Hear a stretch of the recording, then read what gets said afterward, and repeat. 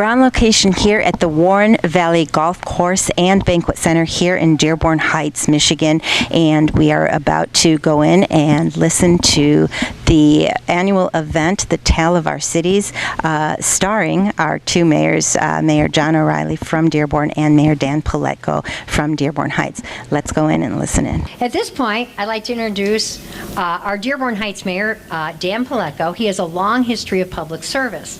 While still a senior at the University of Michigan Dearborn, he was elected to serve on City Council and continued serving for 29 years. For most of these years, he served as City Council Chair. Under his leadership, the city has successfully responded to the last recession, and despite cuts in funds from the state, he has maintained city services. He's also instituted several cost-cutting initiatives to increase efficiencies while increasing police and fire services. His appointments of directors and commission members have started to make the city government reflect the diverse cultures that exist in the city of Dearborn Heights. Mayor Paletko prides himself on being accessible to the public by having an open-door policy and meeting residents in their neighborhoods and local businesses. Ladies and gentlemen, Mayor Dan Paletko.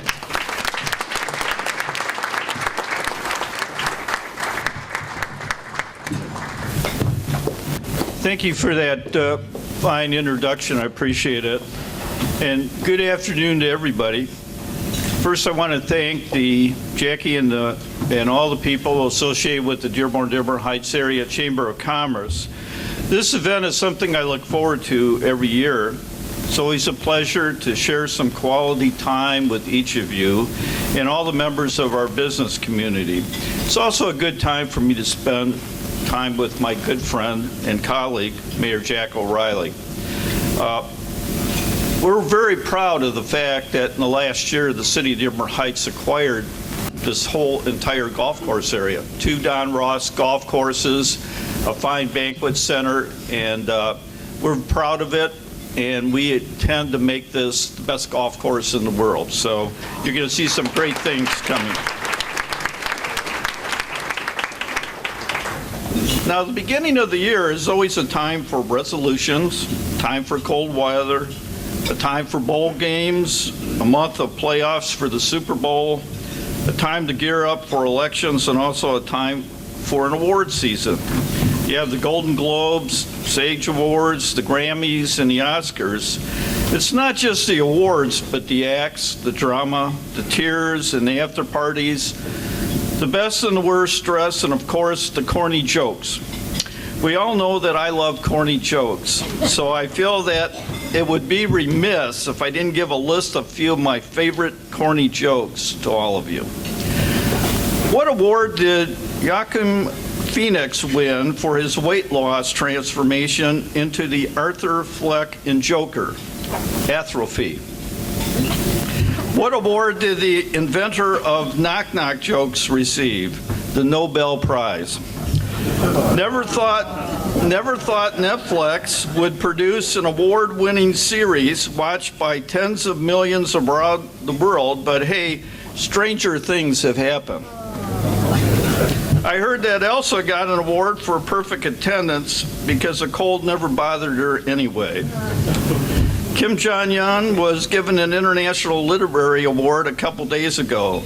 After all, he is a supreme reader.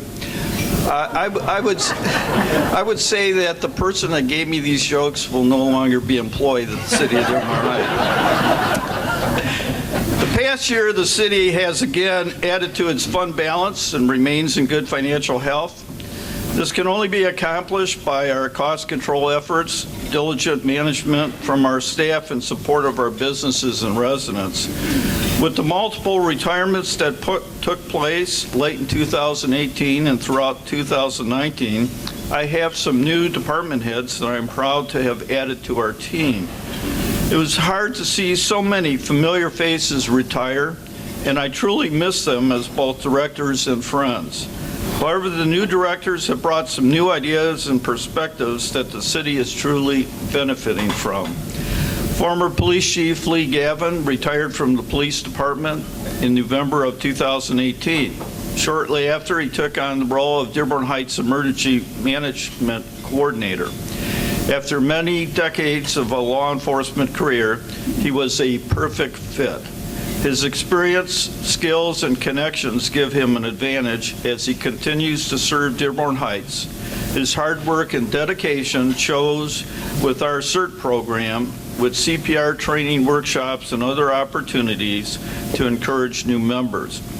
I couldn't ask for a better staffing in helping the residents through the flood problems, and we experienced some just this last weekend.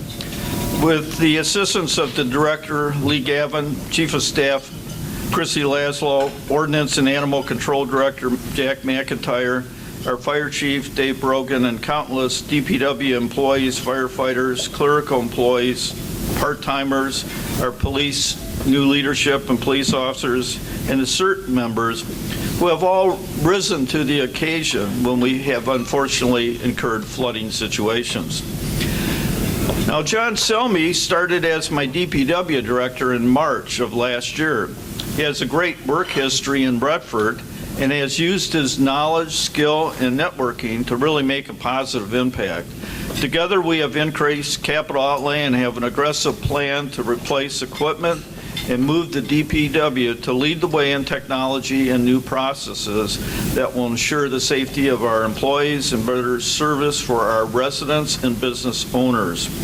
Under his direction, the city paving projects will include Charlesworth from Ford to Warren, Gully from Haas to Richardson, Fenton Avenue from Haas to Richardson, and Annapolis from Monroe to Harding.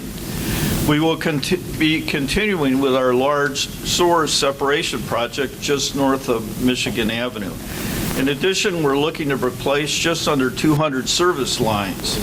Our water main replacement projects this year will be Joy Road from Inkster to Beach, Silvery Lane from Haas to Warren Avenue, and Campbell, Williams, and Clifford just north of Van Born Road. In addition, Brian Haddad came on as a recreation director in April of 2019. He was highly recommended by Hype owner Ali Saad and the City of Dearborn's recreation director. He has brought a new vision to our recreation department that will highlight the programs in Dearborn Heights.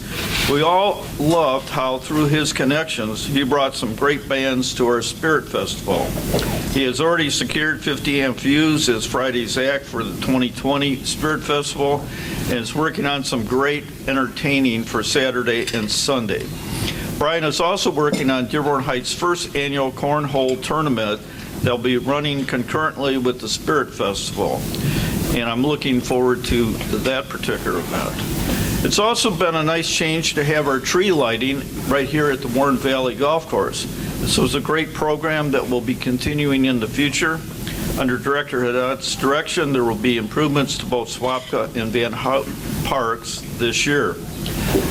Now, after Mohammed Sub's retirement in the fall of 2018, Director Jack McIntyre went above and beyond and stepped in to handle the day-to-day operations of the building department until a replacement for a director could be made.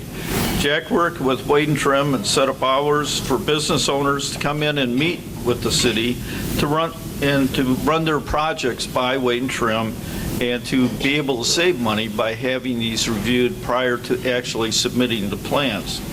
And so that has run very, very smoothly. In September of 2019, Larry Yumsky accepted the position of Director of the Building and Engineering Department. Larry formerly worked for and retired from the City of Taylor. He has worked part-time as a building inspector for Dearborn Heights and for a few years and was eager to take the lead. Well, Jack and Larry are continuing to work together to get the inspections online with the inspectors using tablets. Business owners, residents, contractors, and realtors will be able to view the inspections online without having to physically come into City Hall. Later on in the year, we will also be making certain permits available online to further move transactions and move our city into the future. I must also indicate that Larry and his family hold an annual Christmas for poor families, and I want to acknowledge that that was a great event, and we're very proud of him and his family's efforts. Now, the Van Born Quarter Steering Committee is continuing to meet and is in the process of reviewing ordinances in the cities of Taylor and Dearborn Heights. The intention is to make sure that the zoning ordinances are compatible to ensure that Van Born Road businesses are complementary on both sides and to encourage commerce in the area. And we look forward to what is coming in the Van Born quarter, so we'll keep you posted on that particular event. In addition, there's some new businesses. We will be having a new outbuilding in front of the Target on Ford Road. There will be new retail space going where the old Trail Bar was located on Ford Road. And on the northwest corner of Van Born and Telegraph, the gas station is being remodeled, and there's some added changes that they intend to make. Now, after serving a little over a year, Chief Dan Voltatore retired in the fall, and that's my former police chief, in 2019.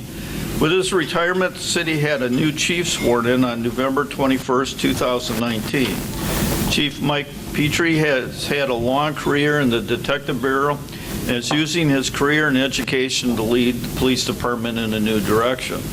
With retirements and promotions, our police department is in a constant state of hiring.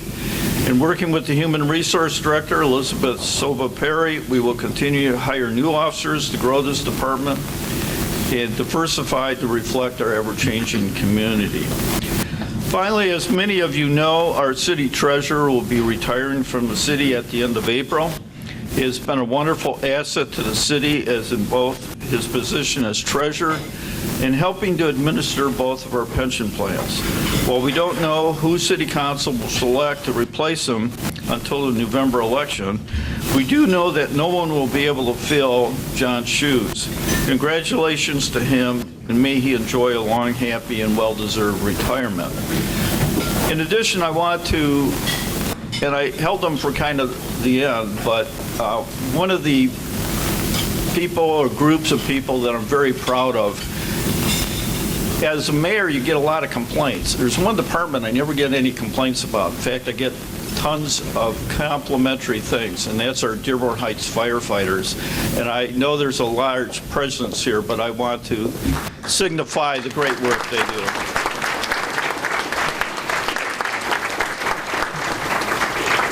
Under the leadership of Chief Rogan and the close relationship between the union and management, I think we have a perfect department.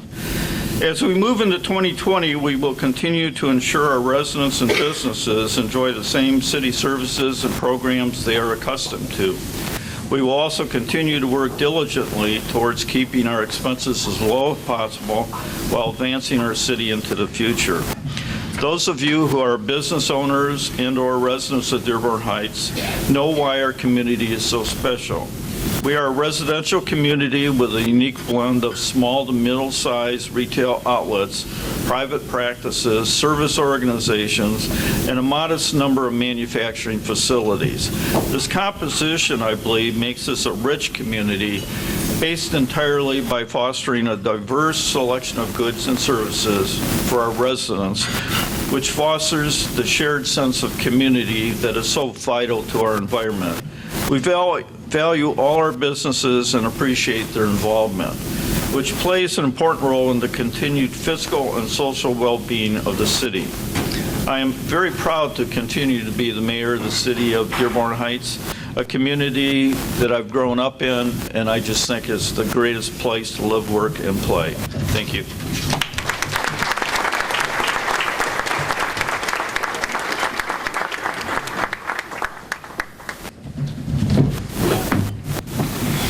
Thank you very, very much. And if you didn't notice the tall gentleman who snuck in, it's Sam Baydoun. And Diane got a late call out too. So Diane, give another wave, and Sam Baydoun, our Wayne County Commissioners. Thank you. At this point, I'd love to introduce our Dearborn Mayor. John B. Jack O'Reilly, Jr. has served as an elected public official in Dearborn since 1990 and mayor since 2007. Throughout his public career, Mayor O'Reilly has consistently demonstrated his commitment to Dearborn neighborhoods by working to preserve the city's high quality of life. I guess I do need these glasses. Sorry, guys. And attractive residential areas. He has promoted economic development through beneficial relationships with county, regional, federal and state agencies, corporations, and groups like the Chamber. We're very, very lucky. Among the landmark developments completed under his direction are the Dearborn Administrative Center, the Dearborn City Hall Art Space Lofts, and the John D. Dingle Transit Center. He maintains an active role with the Urban Corps of Mayors, the Conference of Western Wayne, and the Southeast Michigan Council of Governments, among other influential boards. Please help me welcome our Mayor, Jack O'Reilly.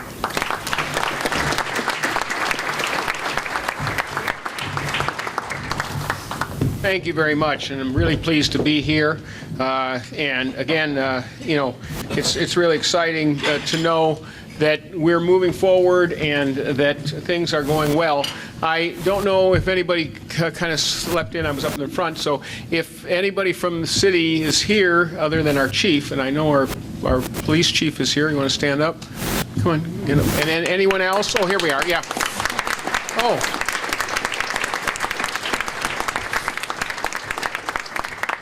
I should have circled around before I got up here. Okay.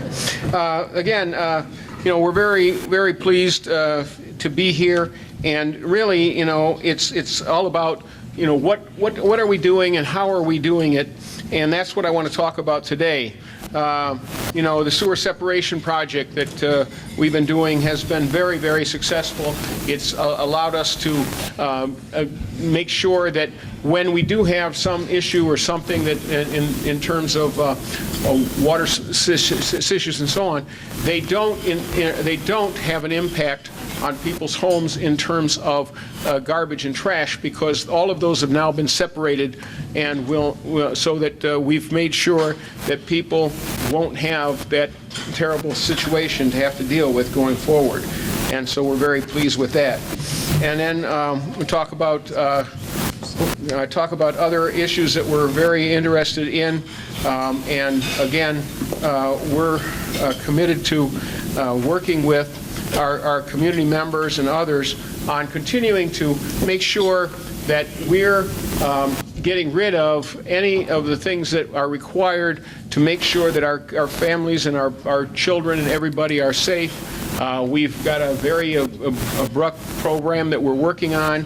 It's been in place now for over a year, and we want to make sure that we continue to make everyone in our community safe and able to have their children be safe also, in terms of kinds of things that in the water system had been there and so on.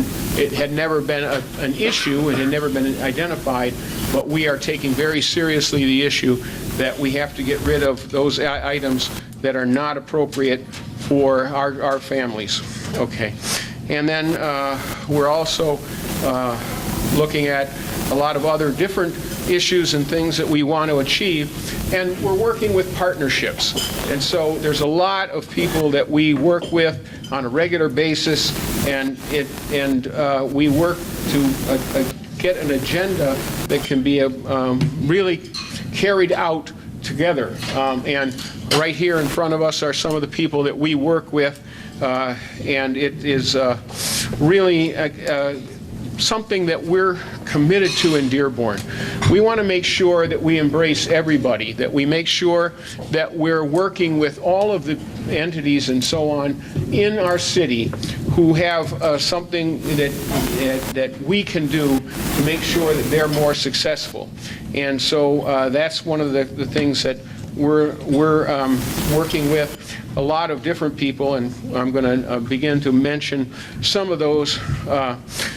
And that is that our people who provide us services, and that, I'm sorry, I lost my place for a minute, so I apologize. So what we're looking at now is what can Dearborn do in cooperation with other communities in our town, in our community, and how do we make that work better? And so, again, we've got a corridor development authority that we're working with, and that corridor development authority is looking at how to connect to things like the city of Detroit and how we can work with them to work on projects that can be of benefit to both of us. There's opportunities there that we want to explore. The Michigan Avenue area is one that we also are looking at. We're trying to make sure that we can see how we can be a catalyst for new development with working with other communities and so on. And then the other things are with our community members. And so one of the things that I'm looking at is working with our people in the Ford Motor Company, and we've got a great relationship going with them, and it's going extremely well. We're working with them directly with their change in how they're operating, the new system that they're putting in, how they're developing their own place for their people, but how it's going to be something where they're committed to making sure that it's open to everybody, that it's going to be part of the whole community. And that's something that is very special, and we've been working with them for a good bit of time on how we can transform from where they used to be isolated to where they are going to be a major party in the community. They're going to be a place where people, anyone here in the room, can come and visit their facility, eat food there, go there, be part of the community. They want to be a really a different way of looking at how we interface with them and how they benefit from what we provide. So that's something very, very good. And then with our wonderful people at Beaumont, they've been tremendous. We've got a great relationship with them. It started really early on when it turned out they found out that they had water problems under their place, and they didn't know what to do. They lost all kinds of equipment, very sophisticated equipment, so on. So we worked with them to go out and get money from the state and federal to make to be able to make a commitment where we could completely change the system so that they would never have to see the water again. And so we worked with them. We got property that we could work with. We dug the holes. We really went at it, and we were able to really make this very special. Now that they are able to provide services without any danger that there would be any problems from water and other things coming in.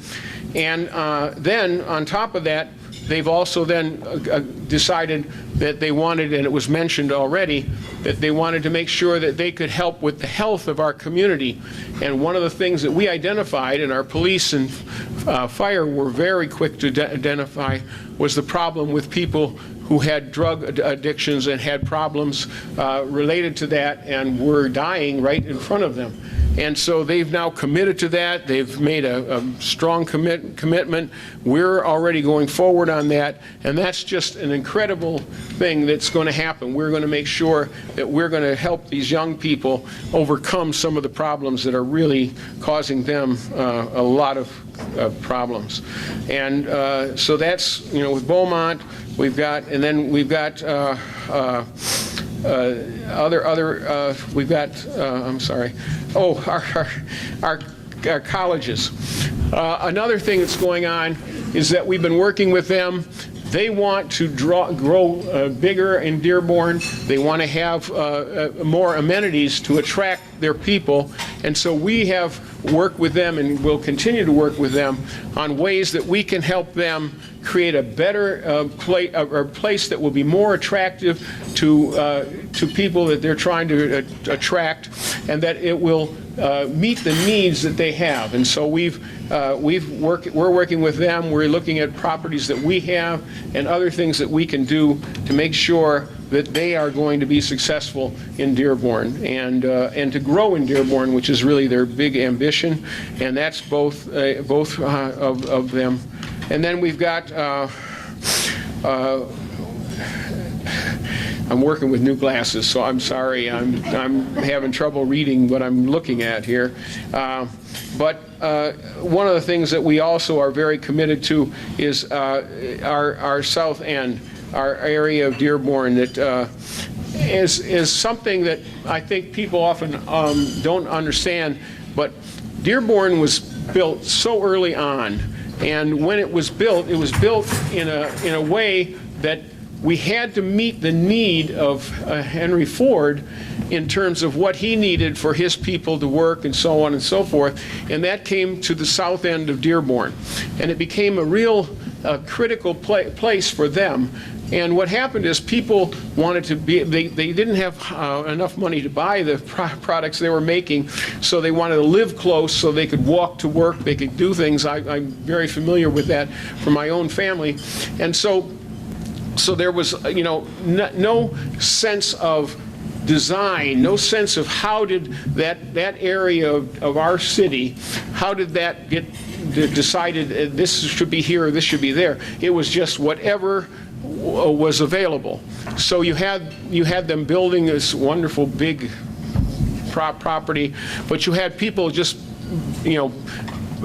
living anywhere, getting in there, and so there was no sense of what belonged where. And we still have that in our community, and we're really struggling to make sure that we can get that so completely turned around. So one of the things is that when we're looking at when we're looking at that part of our community, it is mixed with high industrial and then also a lot of families and so on living there. And that's something that we know has been an issue, but we've been trying to figure out how are we going to change that? How are we going to make it work? And we now have gone on a path that will take us there. We're working on identifying where things can and can't be, redefining well, actually redefining, it was never defined. So we're looking at creating a sense of here's where we need to have just for the citizens who live there, their children, for the schools, and then a separate division that says this is what's amenable to people who are trying to do things that are that are not appropriate to that type of enterprise. And so again, that's something that we're very anxious to work on, and we've already started. We're also looking at identifying standards across the board with regard to how the city is developed. Again, as I said, it was developed ad hoc originally, and so a lot of things kind of fall into it. It doesn't fit. We want to make sure that it does fit, that it's something that's going to be successful, that we're going to be able to tell people they can rely on the fact that if they invest here, this is what they have the right to do, this is what they can do, if they, and make sure that people are well aware and tuned in to what's going on. And we're also working to develop things with Ford Motor Company, and we have a great relationship with them. And one of the things that we're working on there is on a lot of the projects that they're looking at where they want to use the pathway from Detroit out to Dearborn and beyond, and how can we work with them to develop some of the opportunities for them to be part of that development and use Dearborn as a place where they can test out things and so on. And they've been doing it already, and we think it's a great opportunity for us. So we're very interested in that also. We see that is something that we feel is going to be very successful for the community and develop a lot of new opportunities. We also have a major thing in terms of the old mall. The mall in Dearborn, as many of you know, was at once a very place where a lot of activity was going on and so on. It's not happening anymore, and so we're really now looking at that and saying, how can we transform that? How can we work? So we're working with, again, people who in the know about how can we make that a viable place, make it something that will draw people in, make it something that will be able to be a catalyst for more things going on there. Right now, there isn't any way. It keeps kind of shrinking, and it doesn't have a sense of where it's going. And so we're very anxious to make sure that we can help them and any others to find a way we can make that work, make that be successful. And so we're working with them on that. And Ford has been, again, a great partner. They're working with us, again, on what we want to do there. They're involved. They've had conversations with other people. So what we're trying to do is take the assets that we have within our community, and we want to try and make the most of them, meaning they may not be just the cities. They are some of the people who work here, live here, and we want to make sure that we are creating an environment that is going to make it possible for everybody to achieve their goals, and again, as I said, and to have a healthy environment, because that's probably one of the most important things right now. Every day we're learning more and more about issues that are created that we hadn't been aware of, things that are adverse to our children, adverse to our families, and they are being brought to the forefront, and we need to be responsible and make sure that we're mitigating anything that could be of a serious issue to the people that we serve. And that, in my mind, is one of the most important things we can do, and we're getting a lot of support from our community members and so on to get involved. And again, it is what we're about. It's who we are. We're a long timer. The last thing I want to say is people forget that Dearborn was built so early, and it was built rather ad hoc.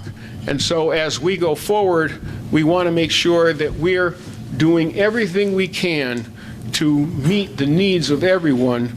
And one of the mantras that we have is that, we believe that anybody who chooses to be part of the city of Dearborn has the right, and we will support them and we will work with them. It's a commitment that I made, and we call it One Dearborn, and I'm very, very still committed to the fact that One Dearborn is essential. It says the message. We want to be a place where everybody succeeds. And the last thing I'll say is that's where our schools are really anxious to be part of, because, again, attracting the young people. We have an incredible school district, and I'm very supportive of that, and I continue to work with them, and I'm on a board with them, because we know that is one of the most important things that we can work on in order to make our city successful in the future. So, again, I thank you all.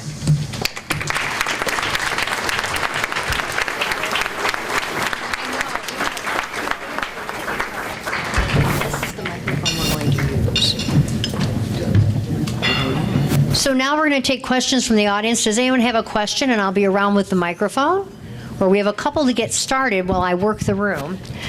And gentlemen, I'm going to give you this microphone. If you can come closer here.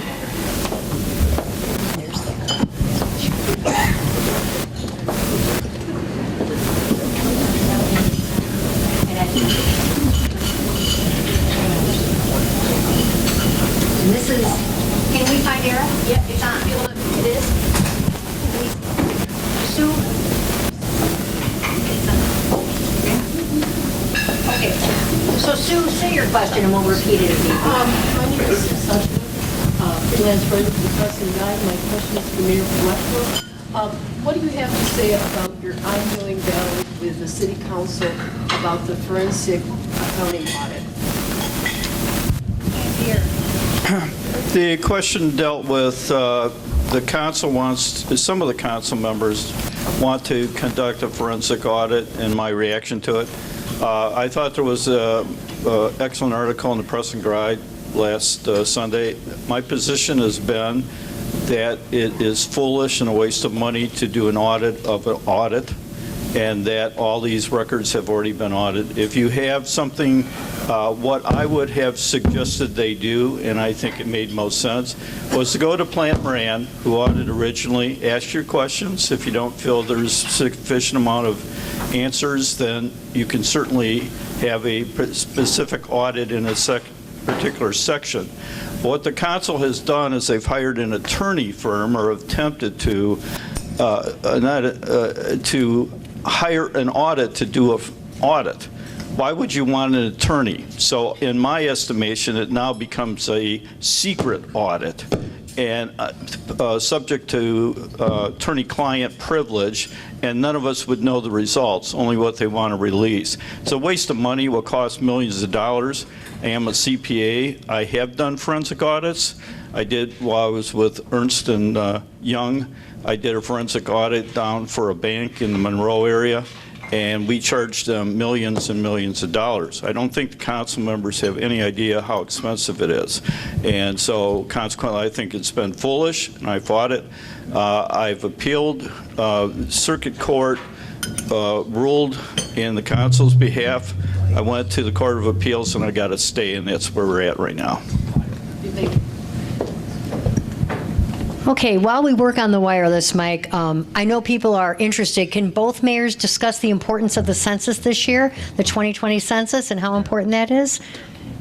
Well, the census is really something that we've been losing. We've been losing the last two census, and that is that we're not getting everybody to be there, and that's the way that funds are carried out throughout the communities. So if we don't get our people to get out and commit themselves to taking on that challenge, then we are going to lose money, and we have been for not just the cities, but for all kinds of other entities. So that's a big issue. We've also, in the last two censuses, we actually lost our opportunity to have representation in Washington, because we lost each year. We lost one of our openings. Yeah, and so it's really critical. And there's a lot of things going on that are causing people to be anxious about it. They don't know if they're going to be held to something else, if somebody's going to look into some of their background. We have to assure, and we have to go around and ask people, or make sure that we commit that people will know that it is really protected well. There's nothing that they can get on anyone if they're concerned about whether or not they may have some kind of concern, that they're not, they hadn't done everything correctly when they came here to the city. It's all about just, if they are here, they're living here now, they need to go and do it. The Census Bureau has done a great job of making sure that there is no way that that data is going to into anyone else's hands. So it's something that we have to go out and bring up with people. Make sure people, a lot of people, you'd be surprised, are concerned, or they just feel like, I don't even want to bother with it. And it is an absolute need for us, both in our own communities, but in the state here, in order to be able to have the opportunities that we need going forward. And it's something that you can't get back. I just want to add real quickly, because in fact I had a lengthy discussion with one of my council members, Lisa X. Clayton, yesterday about this particular subject. Two things I want to point out. As was mentioned, our state shared revenues, a lot of the federal dollars are based in the formula. One of the items is population. So it is extremely important that people get counted in Dearborn and Dearborn Heights so that we get our fair share of our money. Secondly, I'm very, very concerned because we also have sizable ethnic populations that are very scared of ICE and some of the questions that are going to be asked in that census. And the real fear is that the information that the census is going to collected is going to be returned and given to certain federal agencies, and then they're going to get a knock on their door 2 months later. And we need to get the message out there that the census data is to be held separately and privately and not be shared for enforcement purposes for other federal agencies. But we've got to work on that. And one of the things that the councilwoman and she had talked to a couple other mayors, and we are dropping the ball in Wayne County, quite frankly. I don't see a real organized effort, and we're going to have to, probably with my colleague, we're going to have to join with Dearborn and other, Garden City and other communities, because if we don't, we're going to be the losers. We already have. We've been doing this for quite a bit of time now. We've been doing great results. But yeah, we took this on. We've got everybody in our community. We're bringing them to task to make sure that we get it done, and everybody here should be part of that. And I'm not really surprised. I don't know if many of you know, but the mayor of Dearborn is considered, a lot of us are mayors, supervisors, have leadership roles, but your mayor here in Dearborn is considered a leader amongst the leaders, and so we look up to him for guidance and things. He really has been very good for the entire region, and so I'm going to copy those ideas. I'll come over and see you. And this is live. And the census is only 10 questions. So let's see if we get somebody else. Any other questions? Jim? That's right. I got a big mouth anyway. Mayor Paletko, you touched very briefly on the Van Born Road corridor and the development there. So one, kind of where do you see the city and their progress on developing that plan and executing that plan? And two, how well of a partner has the city of Taylor been for you in that process? The city of Taylor, I met with Mayor Sollers right around Thanksgiving and indicated we've really got to get this. If Taylor is committed to it, we need to make that commitment. So between I think it was early December, we restarted the steering committee. And one of the good things is that both Taylor and City of Dearborn Heights use Wade and Trim's impact as a consultant. So the groups are going to formulate a series of ordinances that will be for the corridor planning. We also talked about both communities giving about $1.5 million per mile towards this development. What is kind of unique is the Dearborn Heights TIFA. If you go across the street of Van Born, that's not a TIFA area in Taylor. If you look at the Taylor TIFA area and you go across the street to Dearborn Heights, it's not a TIFA area in Dearborn Heights. So we have this oddity. But we definitely, you're going to see some major changes. We're going to have Wayne County, we want to get some of their dollars allocated to that particular thing. We're going to change it. We don't like the name Van Born Corridor, so we're going to give it a new identity, but we want to redo the street. We want to increase economic development, but at the same time, whether the new business goes into the Taylor side or Dearborn Heights side, we're not going to compete. And one of the things that we've seen as a real incentive is the fact that Ford Motor Company moved into the old Masco location. And so we're going to also raise an invitation to Ford Motor Company to come to our meetings and be involved, since they got at least a 10-year commitment there. And so we've already talked about some dollars. We talked about getting the county engaged to redo that. We had a meeting in Dearborn Heights about a year ago in which we gave some examples of what the street could look like, and based upon that input, we're going to have that corridor. So we're excited, and I'm just hoping that with what is going on with the mayor of Taylor, that doesn't have a negative effect, but I think it's far enough along that I think this thing is going to happen.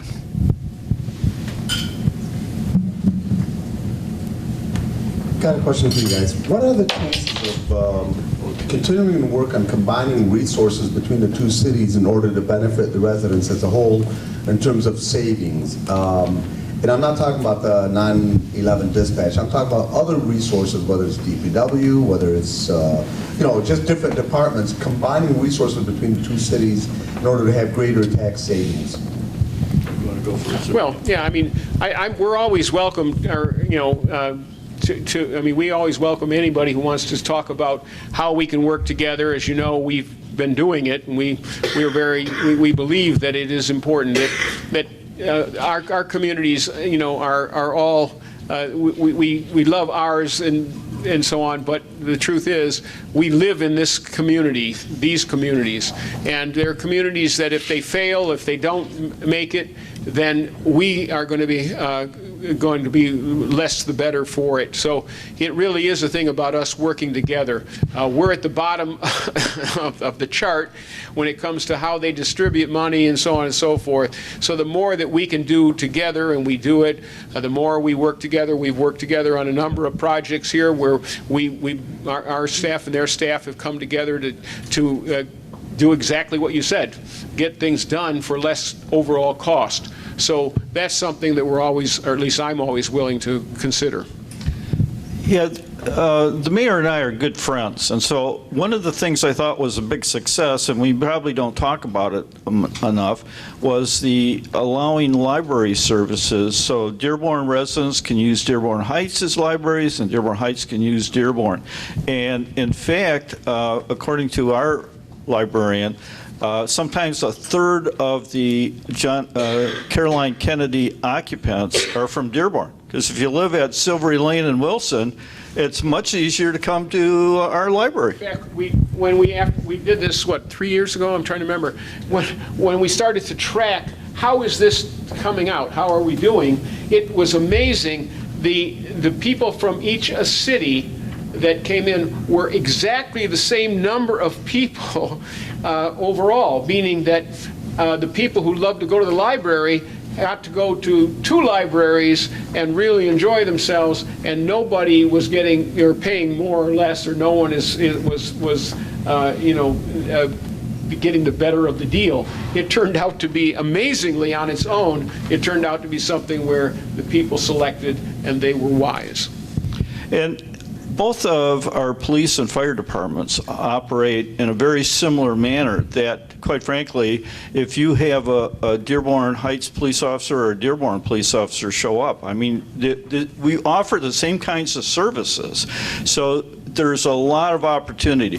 One of the things that I learned very early as a mayor, and one of the reasons I think it's a key to get the communication, the 911, all under one roof, is that if I was driving around in my car and I'm driving in West Dearborn and I saw something, I could not get on the radio in the car and talk to Dearborn Dispatch. And that needs to all be changed, because the communities, criminals don't look at these boundaries. They know they're in a particular area. And the cooperation. I mean, your fire department fuels up at my fire department. Mm-hmm. So there's shared fueling. There's a lot of shared things that we do. I think both communities want to keep its individual, and so we're not looking at a combination of 2 cities, but there's a lot of things we can do together to save money. And the fact that there is so commonness in services, you don't lose anything. Bob? Thank you. Challenges for funding going forward. I mean, our economy is booming right now. The house prices are up. But long term, for older suburbs like Dearborn, Dearborn Heights, we've got the downturn in manufacturing, repeal the personal property tax. The mayor of Dearborn mentioned about changes to Fairline. I know the Hyatt Regency, which was and still is a beautiful building, has been vacant. How do you see meeting and delivering the same city services going forward? Things like our joint IT between Dearborn and Dearborn Heights, or our joint library venture. But we have an aging housing structure. These house prices they can only go up, I think, so much further, and then they're going to go down. How we're going to meet those financial challenges going forward. No, I mean, that's what we're doing on a regular basis. So, I mean, you know, every year when we do our budgets, we have to determine where we're at, where we expect to be at, so on and so forth. So those are things we track very carefully and we're very aware of. It's a matter of how much can we do things that will be cost effective for everybody. You know, the way that you know that happens is that we find, you know, like with in our case right now, other communities around us have joined us in terms of delivering a service. That service then is one that everybody is paying their fair share, but it does cut some certain costs and so on. It's not perfect. I mean, as I said earlier, we're at the bottom of the pool, so we can't expect a lot from, you know, the counties and everything else. They've got to deal with what they have to deal with. So those are things I mean, I'd like to be able to tell you, hey, we're going to slam dunk, we're going to make that go away. It's not, but it is things that we've dealt with before, and we are committed to working together. That's one of the things at the local level we've done better, I think, than any other entity in government, is working together. Councilman, I don't take that dim of a view, and the reason I say that is I think there's a lot of good things going on, and I see a lot of economic development. One of the things, and it was very critical years on, but we have something that people call in Dearborn Heights the Bigfoot homes. But we have people coming in building good-sized homes, replacing smaller homes with bigger homes. Look at the development on Ford Road. That's becoming a major downtown area for the city of Dearborn Heights, and I think the same thing's going to happen on Warren Avenue. But I'm watching every year lots of dollars being invested, and I think one of the things that has really given the economic development in Dearborn Heights is the fact that the Arab Americans have moved to Dearborn Heights and have brought with it business dollars, investment dollars, and homes that we're actually not a dwindling city. We're actually getting stronger as time goes on. I don't want to say the community, but early when I was a mayor, I was visiting other communities just to kind of learn, and I went to one downriver community, and the mayor gave me a suggestion. It's tough not saying the city, but you maybe will be able to figure it out. And they said, oh, we had a major shopping center here. We were the community that everybody wanted to be living in the 1960s. And so consequently, we said, oh, we do everything great. So we're not going to expand. We're going to keep everything the same. Well, what they found out was those weren't the kind of kitchens people wanted. People didn't want homes with 2 bedrooms. The shopping plaza they had got old and got replaced with newer ones, Southland, Fairlane, that replaced it, and overnight their community got old, and they were never, and they're still not able to turn it around. Their advice to me was, you need to have constant change. When people are coming in your community and spending dollars to develop homes and businesses, then you're a vibrant community. When that stops happening, look out. And that's one of the things that I've looked at my whole time as mayor, is to try to encourage people, even though it becomes very easy to sit there and say, well, everything's so nice. Why would we want to change? Because life is constantly changing. And if your housing stock doesn't reflect the market and what people want in the market, if your businesses don't provide the services, have adequate parking, all the necessities, then what's going to happen to the business? And once, my dad was a small businessman and had a business in West Detroit and Hamtramck. And I remember when he was active in his chamber, and the big question in Hamtramck was, because everybody was getting cars, there was no place to park a car. And my dad was saying, in the chamber, we've got to get parking in Hamtramck because people are going to go to Sterling Heights, they're going to go to Warren, they're going to go to the suburbs, and that's what happened. And Joseph Campo, overnight, in 10 years, changed. So you got to look at being a vibrant community and to adapt. Change, unfortunately, while we don't like it, is a necessity. We have time for one more question. Okay, this is a quick one to Mayor O'Reilly. What is, or are there any plans for the Snow Library that's been vacant for, I don't know, at least 2 or 3 years? Yeah, we've got a party that's looking at it. It's the problem there was simply that there's no parking. And so anyone who wanted to go in and have any kind of operation would not be able to do it because there was no parking, because it was really made for our fire department. So it was built for that originally, and that's how it was created. Then it became the library instead, because that was Orville Hubbard, but it never had the parking.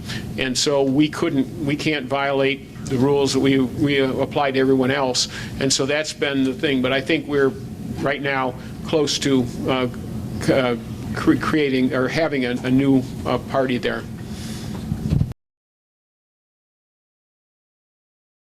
We're on location at the Warren Valley Golf Course, and we just finished our luncheon, the tale of our cities, with our amazing mayors, Mayor John O'Reilly and Mayor Dan Paletko, who actually spoke to the audience about the two cities and about partnerships regarding the cities and how well those well-oiled machines work in regards to partnership. There's definitely strength in numbers.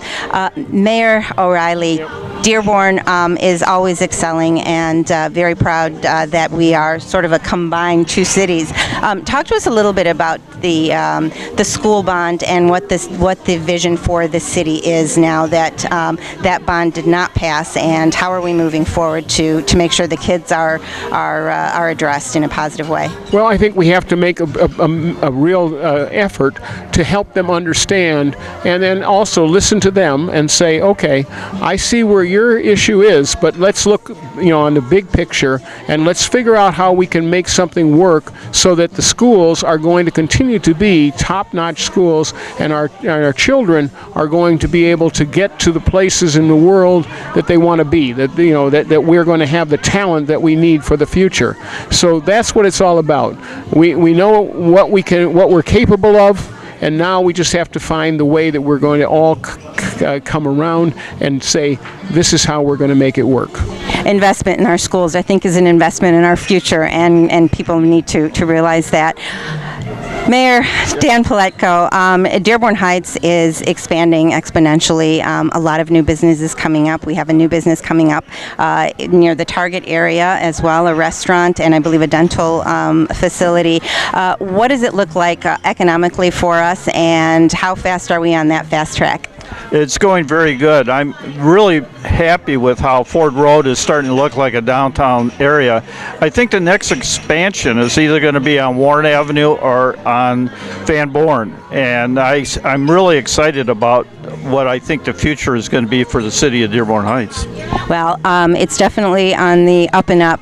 Also, we've had a lot of change in directorships within the city, and some amazing people have left, but we've replaced them with some amazing people as well.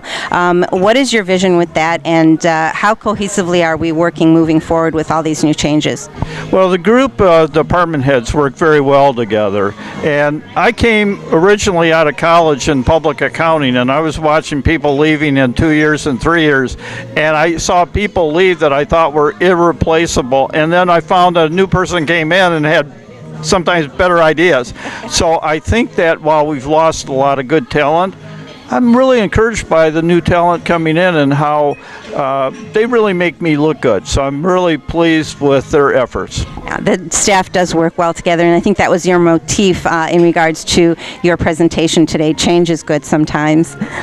Mayor O'Reilly, the census is coming up, and we talked a little bit about that. You both did. And there is that fear factor for individuals. I actually worked on one of the censuses many, many years ago, and that fear factor is still existent, but I think a little bit more than normal. What are we doing to tell our citizens to participate and calm their fears? We're helping to, one, show them that the new system, the system that they're using, is not going to put them in peril. There's absolutely can't. No one can get it. The data is not put in a factor that they could go in and find out that they did it or not. It's not going to be. So they've really done a great job to protect that. And the other thing we have to do, though, is get the people that they rely on, whether it's through their religion, through whatever, and we're working with them and talking to them to show them how important this is for everybody, how much it means to their own community, to all the communities in our area. I mean, this and to the whole state, because the state loses everything too. So this is a process, whether we like it or not. This is the way that money gets sent down to where we need it. And so and I mean collectively, because it's not just the cities, it's all kinds of things. So it's really incumbent upon everybody to work with their neighbors, with anybody. We're talking to just anybody that we can find to say, go out and tell people it's okay, you're all right, it's going to be okay. And really, it's about the numbers and statistics more so than individuals. And the more individuals that fill it out, the more money that we have for services within our cities. And we know how we lost them the last two times, and they're the same places. So we're working on those same places to turn that around. Absolutely. Mayor, any last words for our audience before we wrap this up in regards to our city, in regards to the city council, your relationship, and what your vision is moving forward in regards to create that cohesiveness for the citizens of Dearborn Heights? Mm-hmm. Well, the council is going to reorganize tonight, so I hope that whoever gets in a leadership role will be cooperative, and we certainly want to be cooperative with them. It's the city comes first in my mind, and so that's where I'm coming from. But I want to again say that it was so nice to have the presentation and the closeness. I don't know how if you cross Gully or Ford Road or some of these, a person that's a Dearborn resident of Dearborn Heights, we're the same people. And so consequently, I think it's great that there's a good cooperation between myself and the mayor and both governments working so closely together. And I think that's the positive, and it's shown by this presentation we did today. We're here with Dave Abdullah, who is one of our city council members, and we are at the Tale of Two Cities luncheon this morning and now this afternoon. Welcome, Dave, and thank you for all the effort that you put in on our city council and what you do for our city. Tell us in a very, very, very short phrase what your vision is and what your thoughts are in regards to moving forward with the city and your vision for the city to work in a progressive manner with City Council and with our mayor. Sure. Well, one of the things that I've done, having worked in the city for over 30 years as a realtor, and well, I'm still a realtor, my vision is to continue to grow the city, continue to have the population grow, continue to have, most importantly, a lot of business development. I'm one of those that's a very firm believer that the better businesses that we have in the city, the more development we have in the city, as far as economic development along all the main thoroughfares, whether it's Ford Road, Warren Avenue, Van Born, Telegraph, the better we have as far as the community is concerned. As far as on the city council is concerned, one of the things that I'm going to continue to work on is to have much better cohesion between the city council and the administration, to where we're working combined for the betterment of services and different things that the residents in our city need. I feel, unfortunately, that sometimes we've not gone in that direction, and I think the more we work together, the better that we could get as far as for our residents, as far as different services that are needed. We could agree to disagree. I have no problem with that. We could have differences of opinions. I have no problem with that. But I just think we have to focus a little bit more on getting things done in order for the residents to thrive. You stole my thunder. I was going to say we can agree to disagree, and we can do it in a respectful, productive manner, and I hope that's what we will do moving forward. Any thoughts on the event today? Well, I thought this was a great event. I've been coming to this thing for probably over, 10, 15, 20, whatever it is, years, and I've always liked it. I think it's a great idea for the two cities to work together for the betterment of both communities. I think it's better also as far as cohesion, where they're just used to getting to know each other. I mean, you can see the two mayors here, getting together.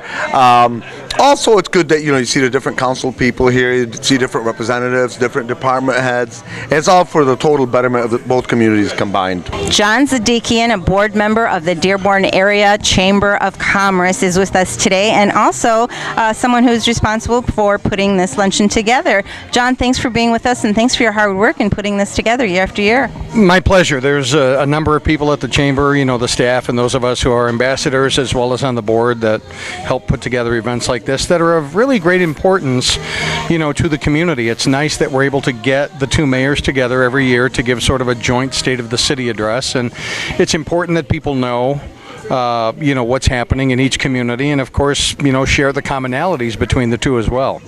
I thoroughly agree, and I love the information that comes out, and the camaraderie between the two cities is absolutely priceless. How long does it take to put this together? All year long. I knew that was going to be your answer. We'll probably get together maybe within the next several weeks and sort of have a wrap-up meeting just to figure out, what went right, what went wrong, so on and so forth, and just kind of take an overview of, the whole event and, plan for the next one. And that's what we do really with all the major events that we have. Keeps the ideas fresh and, everything's coming along. Jackie Lovejoy, who's the president of the Dearborn Area Chamber of Commerce and the brainchild behind all of this, is with us right now, and she's going to tell us how she feels about the luncheon and about really bringing two cities together and two communities together. You are too kind, because really, I'd like to say it's my brainchild, but this event has been going on and I've been here 7 years now, more since before my time. We are extremely lucky because you continued the process. So without you, this brainchild would not have grown. Very much so. Yes, I hate to say we sold out because we just keep adding tables, and we exceeded last year's attendance. I think we were around 170 today. So it was a wonderful room, very warm, and we're lucky that both of our cities are chamber members. They play well together. This is very much an anomaly around the United States because I sit on the U.S. Board of Regents for chamber education. Is there any other concept like this with other communities? Other communities do state of the community, state of the city, state of the county. I'm not sure it's always a chamber partnership, and it really works well because they're partners all year round for us. So for us to showcase this in a luncheon format in January to kick it off for everybody, and the mayors are both very open and they love the open question. We've asked about, would you like scripted questions ahead of time? Would you like people to submit questions on index cards? They're like, nope, it's live, it's real. We'll take every question that comes, everything we have time for. So I'm lucky that I have folks that want to come to the table and really take part.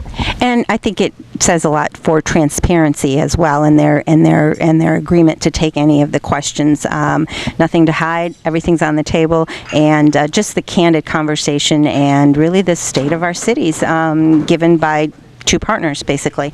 Exactly. And what's exciting is we were all at a Federal Reserve presentation last week, and a lot of people seem to think that manufacturing is down, things are down. Really, they're level.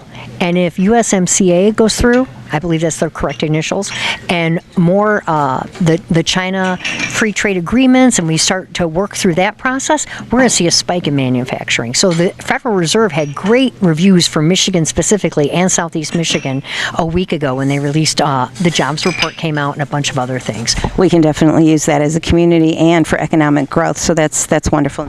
It is, but if you look around, we have so many other industries, and I hate to use the word cottage industries, but small mom and pops to corporate anchors who are expanding and using their footprint in many ways. For instance, Ford Land has 2,000 employees over at Fairlane Town Center, and that new what they've done with Lord and Taylor is really, and I hate to say Google-esque because I know Ford Land is unto themselves, but it's a fantastic workspace, and it's something that's going to be able to be populated after their 10-year project with the R&D center that they're rehabbing. Leslie Herrick is a city council member for Dearborn, and she attended this luncheon today, as she always does for the last few years, and listened to both of the mayors speaking about partnerships moving forward and the economic vitality of both cities. Councilman Herrick, what do you see in regards to moving forward and the vision and the partnerships between the two cities? Thanks for talking with me, Siham. It's always good to see you. And yes, this is one of my favorite chamber events of the year. I thought it was interesting that came up during the question and answer period where we talked about partnerships, because Dearborn and Dearborn Heights have a long history of already exploring those things. A couple of the things that they touched on were that our libraries share services right now, and our residents really appreciate that. We have a shared dispatch, which has been beneficial not just for Dearborn and Dearborn Heights, but for the region, because we're able to share information more quickly and cost effectively by sharing services like this. Our IT department helps serve Dearborn Heights IT needs, and so I think we need to continue to explore opportunities, because that's beneficial as far as being a good resource for us and good use of our tax dollars, because then we're able to do other things for our residents if we're not doubling up on services next door to each other like this. And I think that's the winning ingredient is strength in numbers, partnering, and why reinventing the wheel, right? Mm-hmm. And some of that goes back even further, like our mutual aid with our fire departments. That again is something regional, where if we need assistance, we can provide assistance or we can call for assistance, and they're prepared. They train all year long and are ready for those emergency situations. So that's very important. So as a city councilwoman in Dearborn, what is the most intriguing thing that's happening in Dearborn right now? A couple of things that we've been working on that did come up a little bit tonight or today, and I don't think we elaborated on it, probably not necessary during the lunch today, but we were talking about people's changing wants versus needs, and people want bigger homes in a lot of cases today.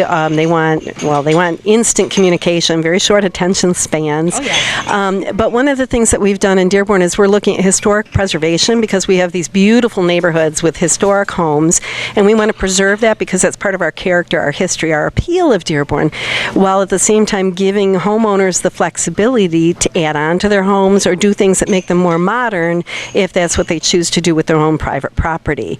And so we're working very carefully to be able to preserve that history while looking at the new home designs, the larger homes, the larger pieces of property.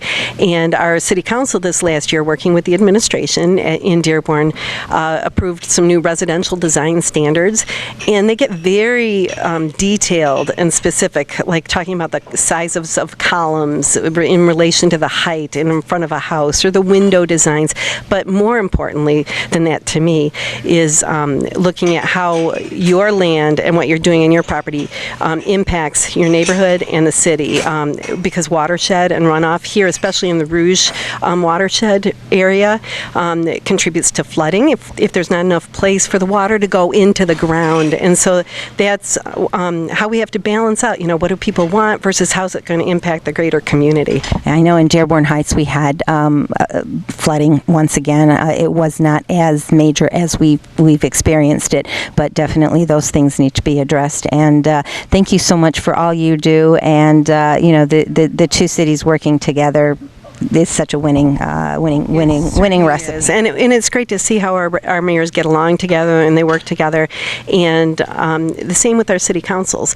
There are some opportunities where we have to kind of brainstorm, and we serve our individual residents' needs, because there are differences between the cities, certainly, especially again with the historic homes that are in Dearborn, with Dearborn Heights being a newer community, but a lot that we can do together. And I'm glad that we have those good working relationships. Absolutely. Cohesiveness leads to success. It does. Thank you so much, as always, Leslie.